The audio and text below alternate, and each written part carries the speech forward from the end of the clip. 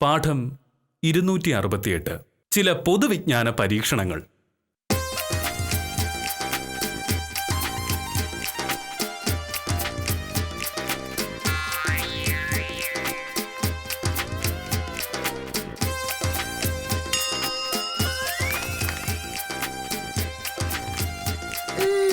എന്താണ് village officer വലിയ പഠിത്തത്തിലാണല്ലോ. പൊതുവിജ്ഞാന പുസ്തകമൊക്കെ നോക്കി പഠിക്കാൻ എന്ത് പരീക്ഷയാണ് ഇത്? ഇതുവരെ ആരും പരീക്ഷിക്കാത്ത ഒരു പരീക്ഷയാണ്. ജില്ലാ കളക്ടർ സമ്മതിക്കണം. മനസ്സിലായില്ല. റവന്യൂ വകുപ്പിലെ ജീവനക്കാരുടെ ഇടയിൽ പൊതുവിജ്ഞാനം വളർത്താനായി കളക്ടർ സ്വന്തം നിലയ്ക്ക് ആവിഷ്കരിച്ചൊരു പദ്ധതിയാണിത്. അടുത്ത 2ാം ശനിയാഴ്ച ജില്ലയിലെ മുഴുവൻ ജീവനക്കാർക്കും വേണ്ടി കളക്ടർ ഒരു പരീക്ഷ നടത്തുന്നു. വില്ലേജ് ഓഫീസർ മുതൽ മുകളിലേക്കുള്ളവർക്ക് പരീക്ഷയില്ല. ഞങ്ങളാണ് ഓരോ വില്ലേജ് ഓഫീസിലെയും ബാക്കി ജീവനക്കാരെ പഠിപ്പിച്ച് പരീക്ഷയ്ക്ക് തയ്യാറാക്കേണ്ടത്. അതായത് ഇനി മുതൽ വില്ലേജ് ഓഫീസിൽ സ്കൂളാണ് നടത്താൻ പോകുന്നത്. നാട്ടുകാരുടെ ആവശ്യങ്ങൾ പരീക്ഷ കഴിഞ്ഞിട്ട്. അങ്ങനെയല്ല. രാവിലെ 9 മണി മുതൽ 10 മണി വരെയാണ് ക്ലാസ്. വൈകിട്ട് 5 മുതൽ 5:30 വരെയാണ്. ജനങ്ങൾക്ക് യാതൊരു തരത്തിലുള്ള ബുദ്ധിമുട്ടും ഉണ്ടാക്കാതെ ജീവനക്കാരെ കാര്യങ്ങൾ പഠിപ്പിക്കാനുള്ള ഒരു പദ്ധതിയാണിത്. എന്നെപ്പോലൊരു വില്ലേജ് ഓഫീസർ ആയിരിക്കുന്ന കാന്തല്ലൂർ വില്ലേജിൽ നിന്ന് പരീക്ഷയ്ക്ക് പോകുന്ന ശിശുപാലനും കാഞ്ചനയും സ്വയംപ്രഭയും നല്ല മാർക്ക് വാങ്ങില്ലെങ്കിൽ അതിന് നാണക്കേട് എനിക്കല്ലേ? എന്റെ ഇതുവരെയുള്ള ധാരണ റവന്യൂ വകുപ്പിൽ മോഹനേട്ടന് മാത്രമാണ് ഭ്രാന്ത എന്നായിരുന്നു. ഇപ്പൊ മനസ്സിലായി കളക്ടർക്കും വട്ടാണെന്ന്. മോഹനേട്ടർ കുറ്റം പറയാനാവില്ല മോനേട്ടാ. യഥാ രാജ തഥാ പ്രജ എന്നാണല്ലോ പ്രമാണം. കളക്ടർക്ക് മുഴുവട്ടാവുമ്പോൾ വില്ലേജ് ഓഫീസർക്ക് അരവട്ടെങ്കിലും വേണ്ടേ? പോയോ? കേവലം ഒരു വക്കീൽ മാത്രമായ നീ ജില്ലാ കളക്ടർക്ക് വട്ടാണ് എന്ന് പറയുന്നത് നിന്റെ കോംപ്ലക്സോടാ. സ്വന്തം വകുപ്പിലെ ജീവനക്കാർക്ക് പൊതുവിജ്ഞാനം കൂട്ടാനായിട്ട് ഒരു കളക്ടർ മുൻകൈയെടുത്ത് ഒരു കാര്യം ചെയ്യുമ്പോ അതിനെ പരിഹസിക്കരുത്. ഞാൻ പരിഹസിച്ചില്ലല്ലോ. എനിക്ക് തോന്നിയ കാര്യം ഞാൻ പറഞ്ഞു. ഒരു ഇന്ത്യൻ പൗരി എന്ന നിലയിൽ എനിക്ക് അഭിപ്രായം പറയാനുള്ള സ്വാതന്ത്ര്യമുണ്ട്. ആ അഭിപ്രായം നീ നിന്റെ വക്കീൽ ഓഫീസിൽ പോയി പറഞ്ഞാൽ മതി. അഭിപ്രായങ്ങൾ വക്കീൽ ഓഫീസിലും പറയാം, വില്ലേജ് ഓഫീസിലും പറയാം, വക്കീലിന്റെയും വില്ലേജ് ഓഫീസറുടെ വീട്ടിലും പറയാം. കീഴ് ജീവനക്കാർക്ക് പൊതുവിജ്ഞാനം പറഞ്ഞു കൊടുക്കാൻ പോവല്ലേ? ഇന്ത്യൻ ഭരണഘടനയിൽ മൗലികാവകാശങ്ങളെ പറ്റി പറയുന്ന ഒരു ഭാഗമുണ്ട്. അതൊന്ന് വായിച്ചിട്ട് പോയിക്കോളൂ. ഇത് അഹങ്കാരമാണ്. ഇന്ത്യൻ ഭരണഘടനയാണ് ലോകത്തെ ഒരേ ഒരു പുസ്തകമെന്ന് നിനക്കൊരു ധാരണയുണ്ട്. നീ ആകെ ആ ഒരു പുസ്തകം മാത്രമേ വായിച്ചിട്ടുള്ളൂ. പക്ഷെ ഞാൻ 100 കണക്കിന് പുസ്തകങ്ങൾ വായിച്ചിട്ടുണ്ട്. അതാണ് നമ്മൾ തമ്മിലുള്ള വ്യത്യാസം. ഓക്കേ, മോഹനകൃഷ്ണൻ മാഷ് വില്ലേജ് ഓഫീസിലെ എല്ലാ കുട്ടികൾക്ക് ക്ലാസ് എടുക്കാൻ പോവല്ലേ? അത് നടക്കട്ടെ. ഇനി എന്നോട് വഴക്കുണ്ടാക്കി സാറ് കാണാതെ പഠിച്ചു വെച്ചിരിക്കുന്നു ഒന്നും മറന്നു പോകണ്ട. അഹങ്കാരി. സത്യത്തിൽ ആ കളക്ടർക്ക് അടി കൊടുക്കേണ്ടത്. വെറുതെ നമ്മളെ മെനക്കെടുത്താനായിട്ട് ഓരോ പരിപാടി. സർക്കാർ ഉദ്യോഗസ്ഥരായി പോയില്ലേ, മേലുദ്യോഗസ്ഥന്മാർ പറഞ്ഞാലേ കേൾക്കണം, അത്ര തന്നെ. അടുത്ത 2ാം ശനിയാഴ്ച താലൂക്ക് ഓഫീസിൽ വെച്ചാ പരീക്ഷ. ഈ താലൂക്കിലുള്ള എല്ലാ വില്ലേജിലുള്ളവരും നമ്മുടെ താലൂക്ക് ഓഫീസിൽ വെച്ച് പരീക്ഷ എഴുതണം. അങ്ങനെ ഓരോ താലൂക്കിലും പരീക്ഷ. അത് കഴിഞ്ഞ് കളക്ടറേറ്റിൽ വെച്ച് പരീക്ഷാ പേപ്പർ നോക്കി മാർക്കിടണം. ഇക്കാര്യം വീട്ടിൽ പറഞ്ഞപ്പോ മൂത്ത മോൻ പറയാ, ഈ വയസ്സുകാലത്ത് അച്ഛൻ പരീക്ഷ എഴുതാൻ പോകുന്നത് കാണാൻ നല്ല രസമായിരിക്കും. ആകെ നാണം കെട്ട പരിപാടിയായി. ഇത് നടക്കില്ല എന്ന് നമുക്ക് മോഹനേശ്വര സാറിനോട് പറഞ്ഞാലോ കാഞ്ഞന സാറേ? രാവിലെ 10 മണിക്ക് തന്നെ ഓഫീസിൽ വരാനുള്ള പാട് നമുക്കേ അറിയാവും. ഇനിയിപ്പോ പൊതുവിജ്ഞാനം പഠിക്കാൻ 9 മണിക്ക് ഓഫീസിൽ വരണമെന്ന് പറഞ്ഞാലോ? ഈ പരിപാടി നമുക്ക് നിർത്തിച്ചേ പറ്റൂ. നിങ്ങൾക്ക് പറയാൻ പറ്റില്ലെങ്കിൽ ഞാൻ പറയാം. എനിക്ക് മോഹനേശ്വര സാറിനേക്കാൾ സർവീസ് ഉണ്ട്. ഇത്രയും കാലത്തിനിടയ്ക്ക് ഇങ്ങനെ ഒരു ഭ്രാന്ത് ഞാൻ കേട്ടിട്ടേ ഇല്ല. ശിശുപാലൻ ചേട്ടാ എങ്ങോട്ടാ? ഞാനൊരു ചായ കുടിക്കാൻ പോവുക. രാവിലെ നേരത്തെ ഇറങ്ങിയത് കാരണം വീട്ടിൽ നിന്നൊന്നും കിട്ടിയില്ല. ചോദിച്ചപ്പോ പെമ്പർന്നാരി ചീത്ത. സ്കൂളിൽ പോയി പഠിക്കുന്ന കുട്ടികളുടെ കാര്യം നോക്കിയിട്ട് വില്ലേജ് ഓഫീസിൽ പോയി പഠിക്കുന്ന ആൾക്ക് എന്തെങ്കിലും തരാൻ പറ്റുള്ളൂ. നല്ല സമയത്ത് പഠിച്ചിരുന്നത് ഞാനിപ്പോ തകർച്ച തരാന്. ഈശ്വര, കടുവ എത്തിയല്ലോ. അപ്പൊ രാവിലത്തെ ചായ കൂടി മുടങ്ങി. നമസ്കാരം സാർ. നമസ്കാരം. ശിശുപാലൻ എങ്ങോട്ടാണ്? ഒരു ചായ കുടിക്കാൻ ഓർത്ത് ഇറങ്ങിയതാ. നേരത്തെ വീട്ടിൽ നിന്ന് പോകുന്നത് കൊണ്ട് ഒന്നും കഴിച്ചില്ല. ഇപ്പോ മണി 9. 9 മണി മുതൽ 10 മണി വരെ പൊതുവിജ്ഞാന ക്ലാസ് ആണെന്ന് പറഞ്ഞതല്ലേ? അപ്പോ ചായ നേരത്തെ കുടിക്കേണ്ടതല്ലായിരുന്നോ? ഇനിയിപ്പോ ചായ കുറച്ച് കഴിഞ്ഞ് കുടിച്ചാൽ മതി, ശിശുപാലൻ വരും. അല്ല സാറേ, ഒരൊറ്റ ഓട്ടത്തിന് ഞാനിങ്ങ് വരാം. ഓട്ടവും ചാട്ടവും ഒക്കെ പിന്നെ, ആദ്യം ജോലി. ജോലി അല്ലല്ലോ സാർ, പഠനമല്ലേ? പഠനവും ഒരു ജോലിയാണ്. വരൂ, വരാൻ. ഓ, ഇങ്ങനെ ഒരു സാധനം.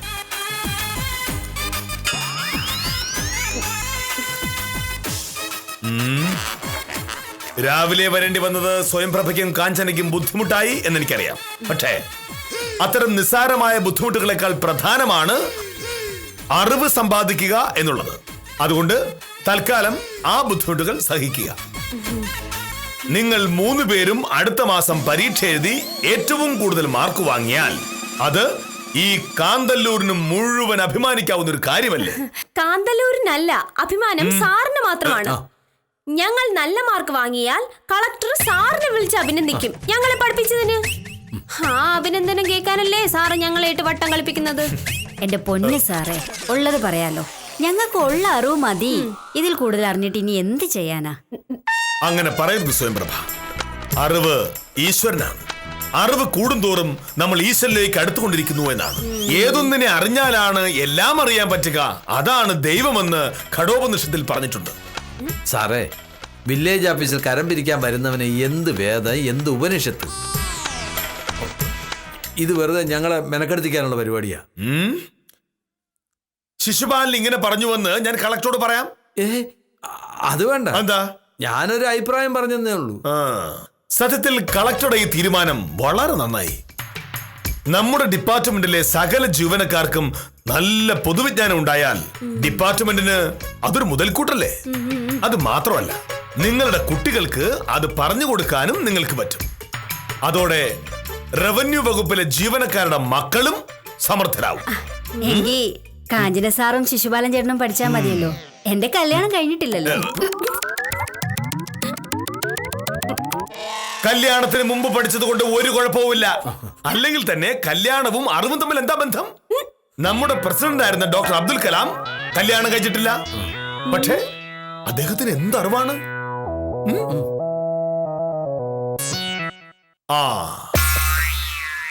നന്നായി. അപ്പൊ തുടക്കം അവിടെ നിന്നാവട്ടെ.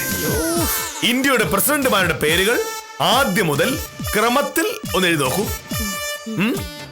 രാഷ്ട്രപതിയുടെ പേര്, അദ്ദേഹം ഏത് സംസ്ഥാനക്കാരനാണ്, ഏത് വർഷം മുതൽ ഏത് വർഷം വരെ അദ്ദേഹം രാഷ്ട്രപതി ആയിരുന്നു എന്നൊക്കെ എഴുതി 10 മിനിറ്റിനുള്ളിൽ എന്റെ മേശപ്പുറത്തോട്ട് വരണം. വേഗം ആവട്ടെ. 10 മിനിറ്റ്. കാഞ്ചന സാറിന് അറിയാവോ പ്രസിഡന്റുമാരുടെ പേര്? 3-4 പേരെയൊക്കെ എനിക്കറിയാം. പരസ്പരം സഹായിക്കരുത്. കൂടുതൽ മാർക്ക് കിട്ടുന്ന ആൾക്ക് എന്റെ വക സമ്മാനമുണ്ട് എന്നോർക്കണം.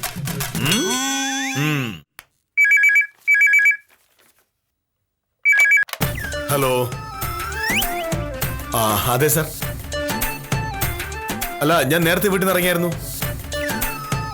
ഭാമ പറഞ്ഞില്ലായിരുന്നോ? അടുത്ത മാസത്തെ പരീക്ഷയ്ക്കുള്ള തയ്യാറെടുപ്പായപ്പോഴേ.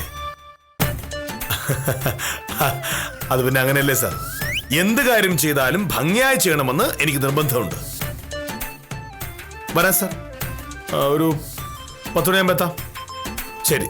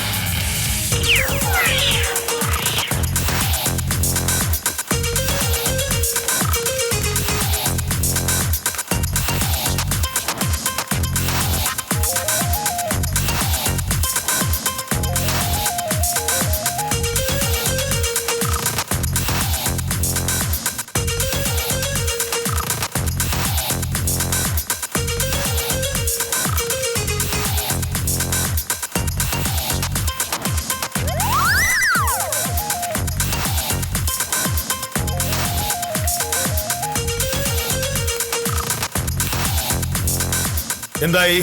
എഴുതി കഴിഞ്ഞോ? കഴിഞ്ഞില്ലേ? ഇന്ത്യയുടെ പ്രസിഡന്റുമാരുടെ പേരെഴുതാൻ എത്ര സമയം വേണം? ഡോക്ടർ രാജേന്ദ്ര പ്രസാദ് മുതൽ പ്രണബ് മുഖർജി വരെ മൊത്തം എത്ര രാഷ്ട്രപതിമാരുണ്ടായിട്ടുണ്ട് നമുക്ക്? ശിശുപാലൻ പറയൂ. അതിപ്പോ അങ്ങനെ കൃത്യമായിട്ട് ചോദിച്ചാൽ ഒരു 10-25 പേര് കാണില്ലേ? കഷ്ടം. 10-25 പേര് കാണില്ല. ഇപ്പോഴത്തെ രാഷ്ട്രപതി പ്രണബ് മുഖർജി ഇന്ത്യയുടെ 13ാമത്തെ രാഷ്ട്രപതിയാണ്. അതുപോലും അറിയാതെ ഒരു സർക്കാർ ഉദ്യോഗസ്ഥനാണെന്ന് പറയാൻ ശിശുപാലൻ ലജ്ജയില്ലേ? എഴുതിയ പേരുകൾ കാണിക്കൂ. സ്വയംപ്രഭ. അയ്യോ, ഞാനിത് കഴിഞ്ഞില്ല. 13 പേരുകൾ എഴുതാൻ 39 സെക്കൻഡ് മതി. ഇപ്പോ 8 മിനിറ്റായി. എടുക്കൂ, എടുക്കൂ.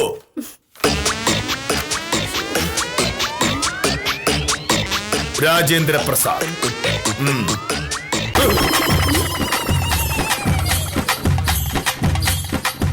ജവഹർലാൽ നെഹ്റു.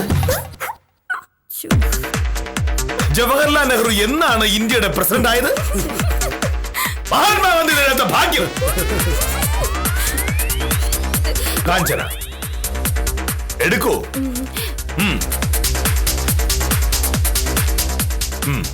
രാജേന്ദ്ര പ്രസാദ് ശരിയാണ്. രാധാകൃഷ്ണൻ. രാധാകൃഷ്ണൻ എന്നെഴുതിയാ പോരാ, സർവേപ്പള്ളി രാധാകൃഷ്ണൻ എന്നെഴുതണം. ശരി സർ. എന്താ സാർ? ഇന്ദിരാഗാന്ധി. കഷ്ടം. ഇന്ദിരാഗാന്ധി ഇന്ത്യയുടെ പ്രധാനമന്ത്രിയായിരുന്നു. ഈ പ്രധാനമന്ത്രി എന്ന് പറയുന്നതും പ്രസിഡന്റ് എന്ന് പറയുന്നതും രണ്ടാണ്. രണ്ടല്ലേ? അതെ അതെ. അപ്പൊ ശിശുപാലൻ കാണിക്ക്. പെണ്ണിനാണ് വരുന്നത്. അഹങ്കാരി.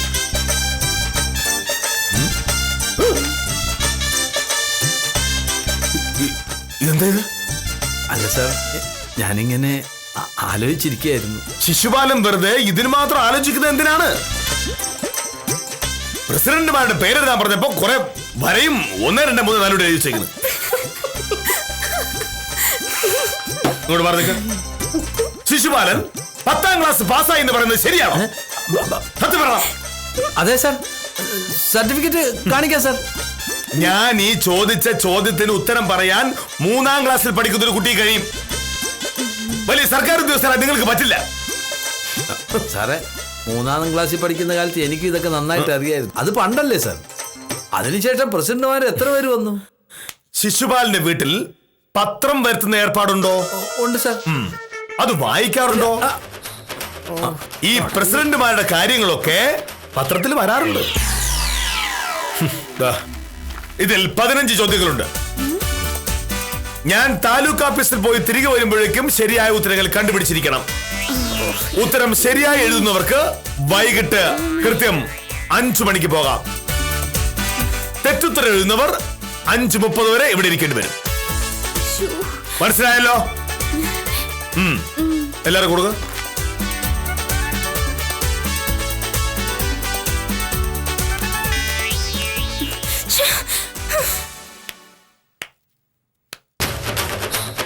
ഇതെന്താ കാഞ്ചന സാറ്, പ്രൈമറി സ്കൂളോ?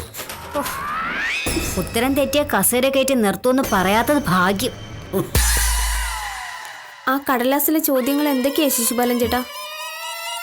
കേരളത്തിലെ ആദ്യത്തെ റവന്യൂ മന്ത്രി ആര്? അയ്യോ, ഇപ്പോഴത്തെ ആണെങ്കിൽ അറിയായിരുന്നു. സെക്രട്ടേറിയറ്റിന്റെ പ്രധാന കഥാപാത്രമാക്കി മലയാറ്റൂർ രാമകൃഷ്ണൻ എഴുതിയ നോവലിന്റെ പേരെന്ത്? അറിയോ? അറിയോ? പിന്നെ എനിക്ക് പറഞ്ഞൂടാ. 1 ഏക്കർ എന്ന് പറയുന്നത് എത്ര ഹെക്ടറാണ്? എത്ര? കേരളത്തിൽ ഏറ്റവും കൂടുതൽ കാലം റവന്യൂ മന്ത്രി ആയിരുന്നത് ആര്? അതാര്? വൻമരങ്ങൾ വീഴുമ്പോൾ എന്ന കഥ എഴുതിയ IAS കാരൻ ആരാണ്? നിർത്ത്. പ്രഭേ, ഇതിനൊക്കെ ഉത്തരം എഴുതാൻ നിന്നാൽ ഇന്ന് വൈകുന്നേരം എന്നല്ല ഒരാഴ്ച കഴിഞ്ഞാലും നമ്മൾ ഇവിടുന്ന് പോവില്ല. നമുക്കേ ഇതങ്ങ് പരാതിപ്പെട്ടല്ലോ കാഞ്ചന സാറേ. നമ്മുടെ ജോലി ഇതല്ലാന്ന് പറയാം. ആരെടുത്ത് പരാതി പറയാൻ? കളക്ടറെ അല്ലേ ഐഡിയ?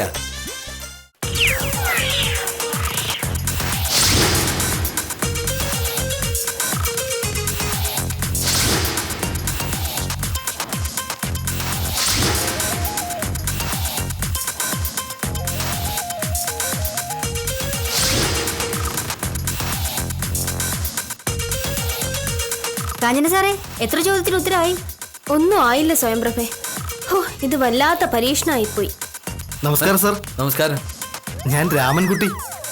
രാമൻകുട്ടിയോട് 1 മാസം കഴിഞ്ഞിട്ട് വരാനല്ലേ പറഞ്ഞത്? ഇവിടെ ഒന്നും ആയിട്ടില്ല. അതല്ല സാർ, കുറച്ച് അത്യാവശ്യം ഉണ്ടായിരുന്നു.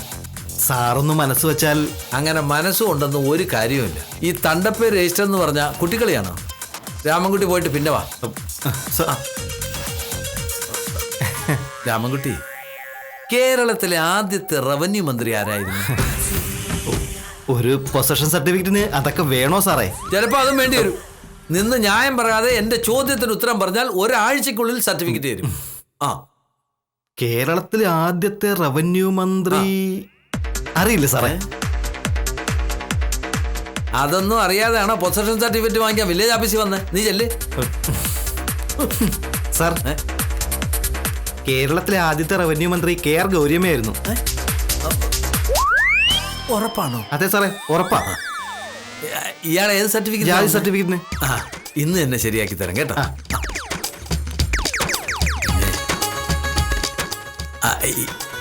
വൻമരങ്ങൾ വീഴുവെന്ന കവിത എഴുതിയ IAS ആരാ? അത് അറിയില്ല സാർ. കഷ്ടം. ഇതൊക്കെ പഠിച്ചിട്ട് വേണ്ട ഇങ്ങോട്ട് വരാൻ. തനിക്ക് സർട്ടിഫിക്കറ്റ് ഇന്ന് തരില്ല, നാളെ വാ. പോയിട്ട് വാ.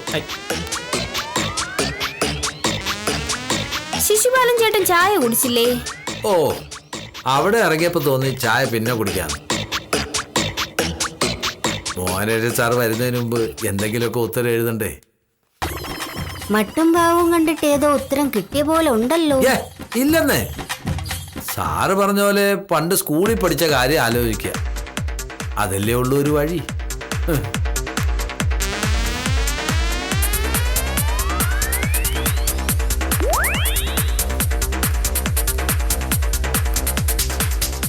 സാർ,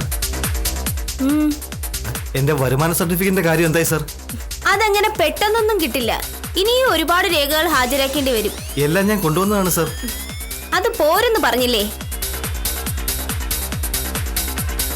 ഇനി കൊണ്ടുവരേണ്ട പേപ്പറുകളുടെ ലിസ്റ്റ് ഞാൻ തരാം.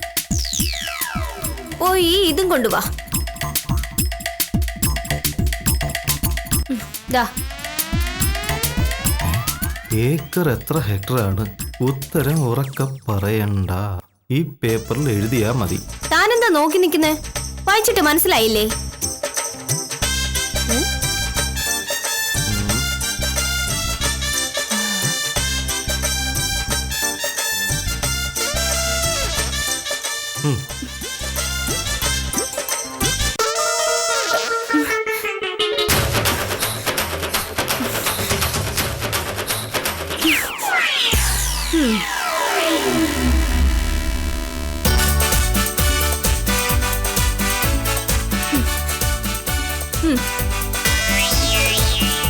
അപ്പൊ തനിക്ക് സർട്ടിഫിക്കറ്റ് കിട്ടിയത് തന്നെ.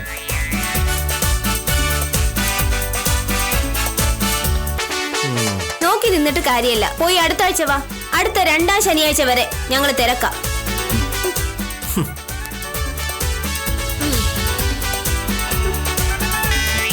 നമസ്കാരം. നമസ്കാരം. ഇത് എന്ത് കഷ്ടോ സാറേ. വില്ലേജ് ഓഫീസിൽ ഒന്നും ഒരു കാര്യം നടക്കില്ല എന്ന് വെച്ചാൽ. എന്തു പറ്റി? ഞങ്ങൾ ഓരോരുത്തർ ഓരോ ആവശ്യത്തിനായി 10 മണിക്ക് വന്നവരാ. അകത്തുള്ള സാറന്മാരോട് ഓരോ കാര്യങ്ങൾ പറയുമ്പോൾ തിരിച്ചോരോ ചോദ്യങ്ങളാണ് ഇങ്ങോട്ട് ചോദിക്കുന്നത്. കേരളത്തിലെ ആദ്യത്തെ റവന്യൂ മന്ത്രി ആരാ? കേരളത്തിൽ എത്ര വില്ലേജ് ഓഫീസുകളുണ്ട്? 1 ഏക്കർ എത്ര ഹെക്ടറാണ്? ഇത് എന്തോന്നാ സാറേ? വില്ലേജ് ഓഫീസോ അതോ സ്കൂളോ? ഞങ്ങൾക്ക് മുമ്പ് കുറേ പേര് വന്നിരുന്നു. അവർ സഖിയായിട്ടോ പോയി. തഹസിൽദാർക്ക് പരാതി കൊടുക്കുമെന്ന് പറയാ പോയത്. ഓഹോ, ഒന്ന് മാറി നിൽക്കൂ.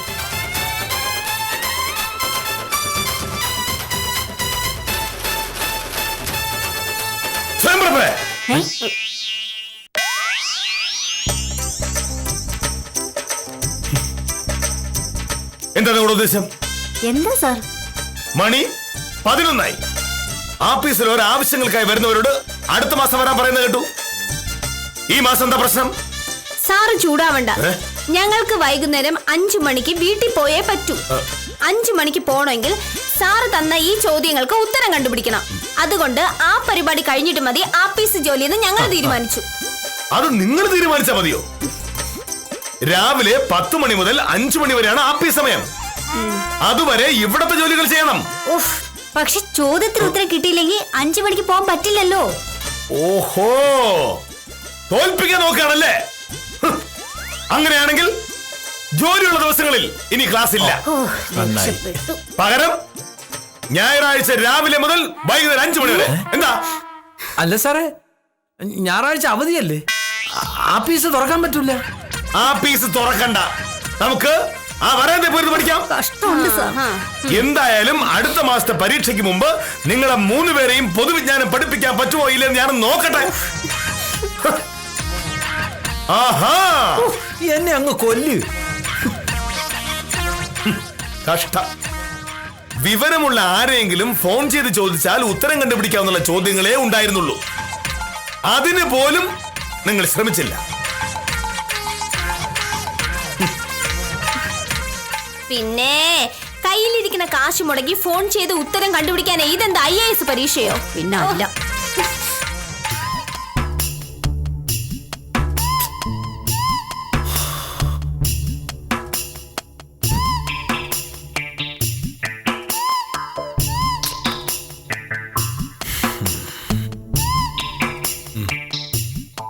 അങ്ങനെ പൊതുവിജ്ഞാന പാഠം 1-ാം ദിവസം തന്നെ കുളമായി.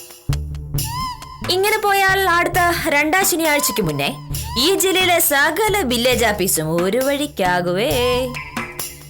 ഇനി എന്തായാലും ആഫീസ് പഠിപ്പിക്കുന്ന പരിപാടിയില്ല.